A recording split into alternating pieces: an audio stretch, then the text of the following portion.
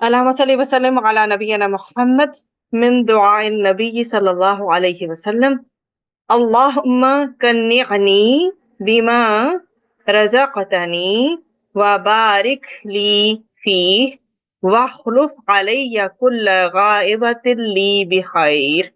یہ نبی کریم صلی اللہ علیہ وسلم نے بہت خوبصورت دعا سکھائی ہے۔ اللہم قنعنی بما رزقتنی وبارک لی فیہ واخلف علی کل غائبۃ لی بخیر۔ ٹھیک ہے، یہ بہت ہی خوبصورت دعا ہے، اور جہاں تک اس کے ترجمے کی بات ہے تو میں آپ کے سامنے آپ اس کا ترجمہ ایکسپلین کر دیتی ہوں کہ اللہم، اے میرے اللہ، قنعنی، جی مجھے قناعت دے، بیما، اس پر جو، رزقتنی، تو نے مجھے رزق دیا، وبارک، اور برکت دے، لی، میرے لیے، فیہ، اس میں، وخلف، اور بدل دے یا عوض دے، علیہ، اوپر یا پر، کل، ہر، غائبت، جو کہ غیر موجود ہے چیز ہے، جو سمجھ لیں گم شدہ چیز ہے، لی، میرے لیے، بخیر، ساتھ بہتری کے، ساتھ بھلائی کے۔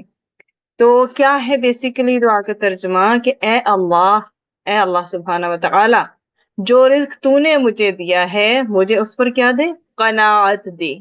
جتنا بھی رزق ہاں ہے نا اللہ نے ہمیں دیا، اور رزق ہر وہ بلیسنگ ہے جو اللہ تعالیٰ نے ہمیں دے رکھی ہے، not only G money and food you can say، ٹھیک ہے، ایوری کائنڈ آف بلیسنگ جو اللہ تعالیٰ نے ہمیں، صلاحیت ہر طرح کی جو دی ہے وہ بھی رزق میں آتی ہے، نعمتیں جو ہر طرح کی دی ہیں وہ ساری رزق میں آتی ہیں، ٹھیک ہے۔ تو اللہ تعالیٰ جو تو نے رزق ہمیں دیا ہے، مجھے دیا ہے، مجھے اس پر قناعت دے، کمپلیٹلی سیٹسفیکشن دے کہ مجھے ہرس نہ ہو مزید کا، کیونکہ جو برکت ہوتی ہے نا وہ تھوڑی بھی بہت ہوتی ہے، مطلب برکت کسی چیز میں ہو جانا آپ کے لیے تھوڑی چیز بھی بہت ہو جاتی ہے، لیکن بے برکتی سے معاملات پھر بہت خراب ہو جاتے ہیں۔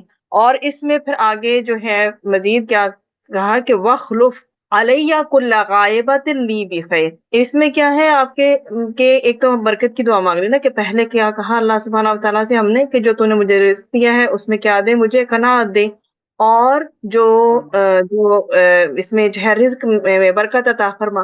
اب جو وخلف ہے اس میں، اور جو کچھ بھی بدل کر دے، جو بھی کچھ غائب ہے یا گمشدہ چیز ہے میرے لیے، اور جس کی طرف ہمارا شاید کبھی خیال بھی نہیں جاتا، ٹھیک ہے، اور جو کچھ اس میں سے میرے لیے غائب ہے اس سے بہتر عوض مجھے عطا فرما یا بدلہ عطا فرما۔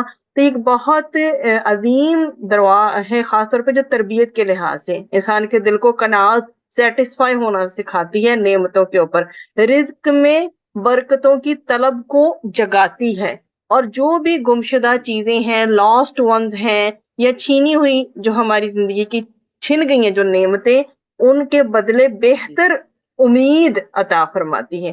تو نبی کریم صلی اللہ علیہ وسلم نے قناعت کو نا دولت قرار دیا ہے۔ کیا کہا؟ وہ کامیاب ہو گیا جو مسلمان ہوا جسے اللہ نے اتنا ہی رزق دیا جتنے کی اس کو ضرورت ہے، اور اللہ نے اسے اس پر قناعت دے دی۔ تو ہمیں چاہیے کہ ہم اسے ڈیلی کی دعاؤں میں شامل کریں، ٹھیک ہے، اور شکوے کی بجائے شکر کی عادت ڈالیں۔ جو جتنا زیادہ شکر کرے گا اللہ تعالیٰ اس کی نعمتوں کو بڑھا دے گا۔ رزق کے حلال پہ ہم خوش رہنا سیکھیں۔ ہر قسم کی جو حرص ہے، جو لالچ ہے، اور حسد سے اللہ تعالیٰ ہمیں بچائے۔ حسد تو نیکیوں کو کھا جاتا ہے، اور حرص جو ہے وہ کہتے ہیں نا کہ ایک انسان کی جو لالچ ہے یا حرص ہے وہ کیا ہوتی ہے کہ قبر کی جو مٹی ہے نا وہی بھرے گی۔ تو اللہ نہ کرے کہ ہم ایسے جی ہو جائیں۔ اور پھر کوئی چیز جو ہے ہم سے کوئی کسی موقع پر ملنی تھی پر ہمیں نہیں مل سکی تو ہمیں ڈس اپوائنٹ نہیں ہونا چاہیے، ہمیں ہمیشہ ہوپ فل رہنا چاہیے۔ اور یہ رزق میں برکت کی بھی دعا ہے ایک طرح سے۔ تو جب سب سے زیادہ مین چیز ہے، مقدار مین چیز نہیں ہوتی، کوانٹٹی از ناٹ لائک کہ کوانٹٹی زیادہ ہو، کوالٹی آلویز میٹر، کہ اس چیز کی مقدار معنی نہیں رکھتی۔